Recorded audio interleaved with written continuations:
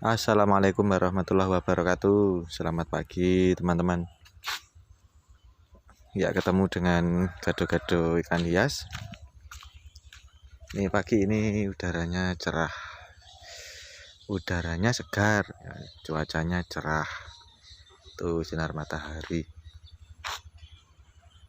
Sinar matahari bersinar dengan cerah. Oke, ini saya mau menindaklanjuti video saya yang kemarin. Ada yang berkomentar menanyakan kalau hujan apakah kolamnya ini, kaitan video tentang pilih mana kolam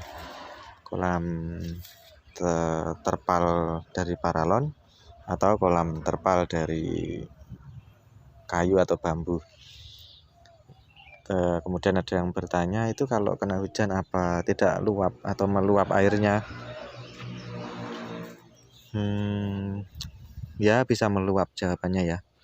Tetapi diantisipasi dengan agar tidak meluap, diantisipasi dengan diberi, kalau teng daerah kula di tempat saya namanya up gitu ya, up gitu.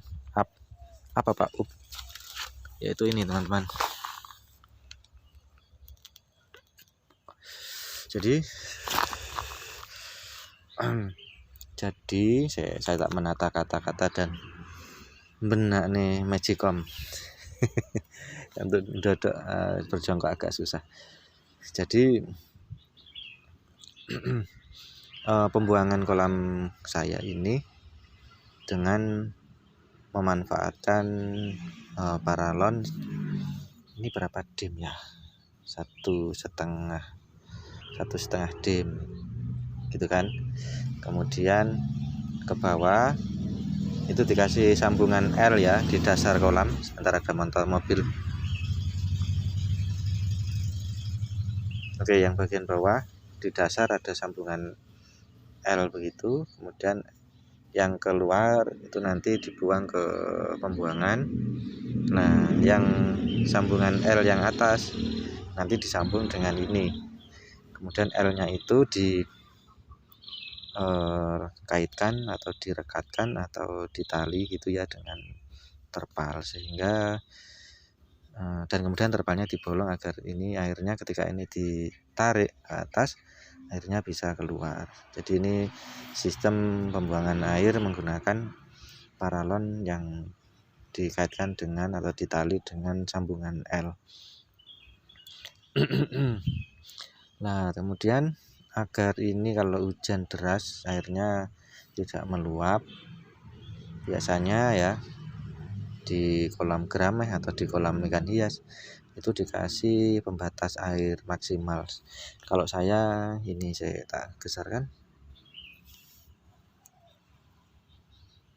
ya, ini teman-teman, ini ada garis-garis ini ya, seret itu saya gergaji, sehingga kan nanti kalau airnya sudah mencapai sini itu bocor.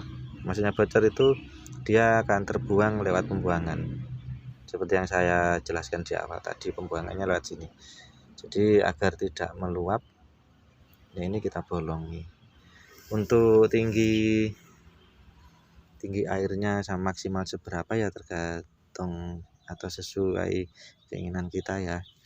Kalau ini saya buat maksimal airnya memang segini, karena ini pembuangannya kan garisnya gerajinan itu kan ada dua, satu dan dua, ini dua, ini pas di batas atas air, sehingga kalau hujannya deras begitu, mungkin ini bisa nanti airnya kan bisa bertambah sakilan itu kira-kira piro ya, 20 cm gitu kan. Itu kalau hujannya udah reda, nanti airnya dengan sendirinya akan berkurang gitu kan. Ini teknik dasar sebenarnya di dunia perkolaman, memang menggunakan cara seperti ini. Ada kemarin di YouTube saya lihat itu untuk mengantisipasi agar tidak meluap, karena kolamnya dari semen ya, itu bagian pinggir sini dikasih lubang dikit, kemudian dikasih jaring, sehingga airnya jika meluap bisa keluar lewat sini. Ya sah-sah saja kan, yang penting tidak meluap dan ikannya tidak milar atau tidak melarikan diri. Saya rasa jawaban saya itu, Mas atau teman dari mana ya kemarin, saya lupa namanya tadi, belum saya lihat namanya. Tapi intinya jawabannya, kalau hujan apakah ini tidak meluap? Jawabannya tidak. Maksudnya selama ini pengalaman saya tidak pernah meluap, kecuali hujannya 1 hari 1 malam tidak berhenti. Itu ya cenderungannya ya pasti meluap gitu nanti, karena itu up-nya kan cuman kecil, terus ini skala atau luasnya kan ya kolamnya lumayan, tidak imbang antara masuknya air dan keluar atau pembuangan airnya.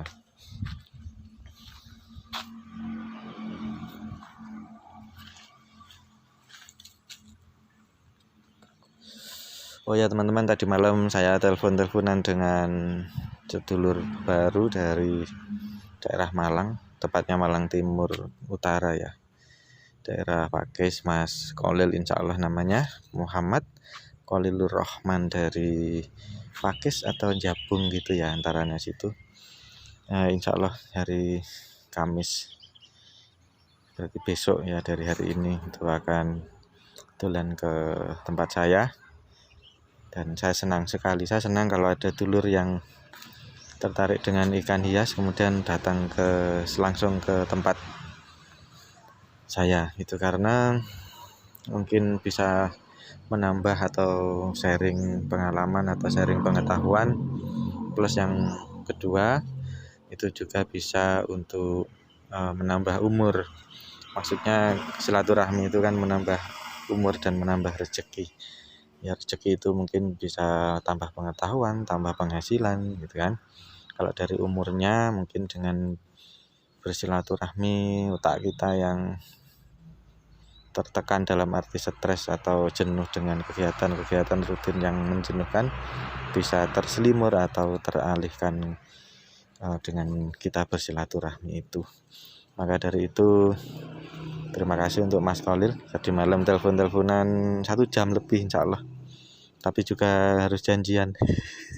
kayak aku yang penting, padahal ya itu tukang ngarit gitu kan ya, karena kesibukan masing-masing. Saya tidak sibuk, Mas Kolil sibuk, kemudian saya sibuk, Mas Kolil tidak sibuk, jadi tidak sibuknya pas malam, agak larut begitu. Baik, terima kasih. Saya rasa video tentang bagaimana mengatasi agar tidak meluap ketika hujan, airnya di kolam tidak meluap, bagaimana itu jawaban saya dengan keadaan kolam yang ya enggak niat kayak gini teman-teman. Ini sebenarnya harus diperbaiki ya, tapi enggak apa-apa, nunggu waktu. Mohon maaf untuk tidak berkenan. Thank you for your nice attention and the last I say assalamualaikum warahmatullahi wabarakatuh.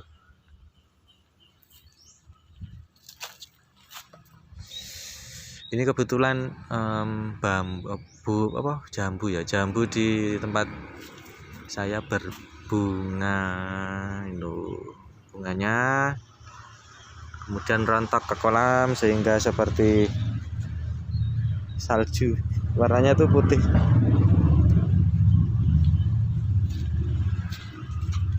Tuh ada putih-putih kayak salju. Apakah ini bagus untuk air? Ya selama masih tahap normal atau wajar ya enggak apa-apa.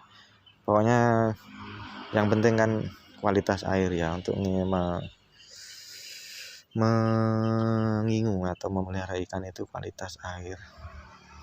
Dan juga yang kedua, ternyata tadi malam ada ilmu baru, yaitu suhu air juga kelihatannya berpengaruh. Suhu air terlalu panas juga tidak bagus, terlalu dingin kelihatannya juga tidak bagus. Ya pun kalau mati nih.